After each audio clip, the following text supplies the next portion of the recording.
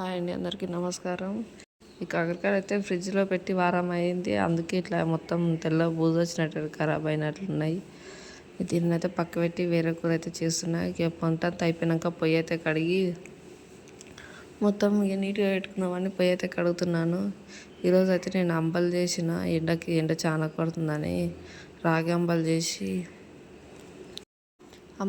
ఈ అంబలంతా అయిపోయినాక మధ్యాహ్నం అయితే జ్యూస్ చేసుకుంటే కర్బూజా పండు అయితే జ్యూస్ చేసి తాగి పిల్లలు గిన్నెలు ఆడేసి నేనైతే జాలి పట్టుకొని తాగుతున్నా. జాలి పట్టుకొని తాగితేనే మంచిగా ఉంటుందని నాకైతే అట్లే అనిపిస్తుంది.